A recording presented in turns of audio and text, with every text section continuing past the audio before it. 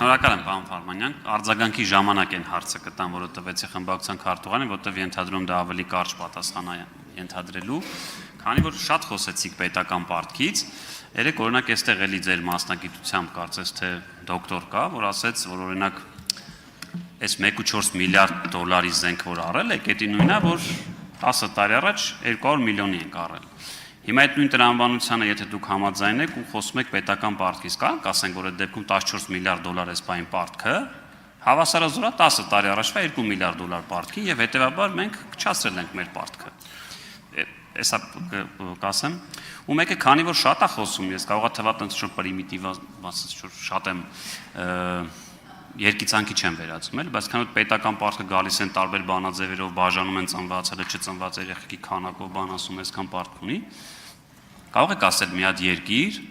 կոնե վերջին 40 տարում, որ պետական պարտքը չի տվել, իր հետ ինչ ա եղել։ Ես օրինակ ասում կարող եք ասել մի երկիր։ Պարոն Ֆարմանյան, դուք մի հիմա միջամտեք, հարցը կավարտի։ Այդտեղ բարձ բան կա, ականջակալ կա, եթե չի լսում, այն ձախ կողմի վրա։ Քևում ներքևում ականջակալ կա, կարող եք։ Ասում կարող եք ասել մի երկիր, որտեղ ցենց շատ է, էլի, տենց ինչ որ սարսաբան է ներկայացում այս պարտքը, կարող եք ասել մի երկիր, որ պետական պարտք է վերցրել, չի տվել ու ինչ ա եղել։ Ուզում եմ նաև մեր հասարակությունը էս իմանա, էլի, ասենք, չգիտեմ, այդ միջազգային բանկերը զորք են հավաքում, Էդմոն Մարուքյանը ասած գալի կառավարության շենքերն են գրավում, թե օրինակ Հայաստանի դեպքում էլի սարկազմով իհարկե ասում, բայց չգիտեմ, սահմանները բացում է 300,000 ադրբեջանցիներ են գալու, ինչ ա լինելու, որ այսքան ասում եք, այսքան պարտք, ուզում եմ անկեղծ հասկանամ, տենց մի հատ երկիր կա, որ պարտք ա վերցրել, չի տվել ու ինչ ա իր այդ լինում, էլի։ Նախ սկսեմ առաջին հարցից, եթե խոսում ենք պետական պարտքի ավելացման մասին, ճիշտ հասկացա, որ ասեցիք նախորդ տարիներին ավելի քիչ էր, հիմա ավելացել է, հա։ Զենքի։ Ուրեմն այսպես ասեմ, նախ ընդհանրապես պետական եկամուտները, երբ նայում ենք ավելի հետ գնանք 98 թվական, 99 թվական, դրանք միշտ աճի տենդենց ունեն։ Այլ բանի մասին է խոսքը։ Ես ասում եմ, մենք մեր տնտեսության մեջ ունենալու ենք պետական պարտքի կայուն կառավարելիության խնդիր։ Իսկ ինչ վերաբերում է նրան, թե ինչ է տեղի ունենալու, գուցե սնանք հայտարարվի երկիրը։ Եվ դե հիմա եւ արդեն դուք ենթադրեք։ Հիմա մարդու վրա օրինակը բերենք։ Եթե մարդը գործարար է, ունի շատ պարտքեր եւ չի կարողանում սպասարկել։ Պարոն Գաբրելյան, ինչ է տեղի ունենում այդ պարագայում, նույնը պրոյեկտ եք պետության վրա։ Արձագանք։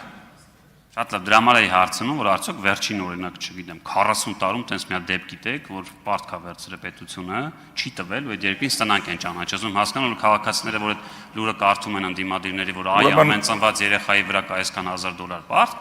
տրամաբանական հարց տա, ասի, օրինակ, չգիտեմ, որ չտամ տենց համաշխարհային ԴՀԿ ծառայություն կա, որ գալու է, օրինակ, չգիտեմ, ինձանից վերցնի,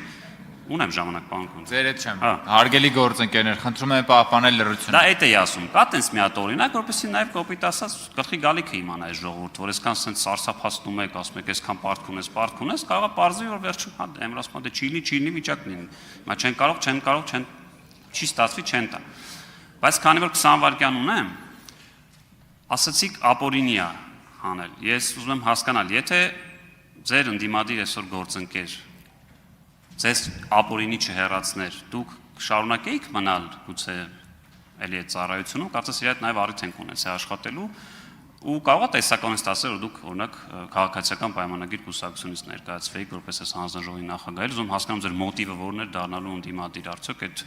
այսօրվա ձեր ընդդիմադիր գործընկերոջ ապօրինի ձեր հանդեպ կայացված որոշումներ, որ դուք դարձական եք։ Պարոն Գաբրելյան, ես եղել եմ պրոֆեսիոնալ ծառայող, ես չեմ զբաղեցրել քաղաքական պաշտոն, ինձ ընդունել են աշխատանքի մասնագիտական գիտելիքների հիմքով եւ ինչու եմ ասում ապօրինի ազատվել եմ, եթե դուք հիմա ուսումնասիրեք պետական եկամուտների կոմիտեի կառուցվածքը, ապա կտեսնեք, որ միայն արևմտյան մաքսատուն վարչությունում է երկու իրար հետ կապ չունեցող բաժին միավորվել միայն այն բանի համար, որից կարողանան ազատել աշխատանքից։ Ես փորձեմ մանրամասն ներկայացնել խնդիրը, որ մութ բան չմնա։ Ինչ վերաբերում է ապօրինության սկզբին, սկսեմ սկզբից։ Ինձ ուղիղ ասվել է, որ պետք է դիմում գրեմ եւ հեռանամ աշխատանքից։ Որից հետո պատճառը, որովհետեւ դու յուրային չես։ Սա եղել է ձեր իշխանության օրոք 2019 թվականին։ Մի վարքյան, ես Հարգելի գործընկերներ, խնդրում եմ մեկնաբանություններ չանել, թույլ տալ, որ տեխնացուն ինքը պատասխանի։ Հարգելի գործընկերներ,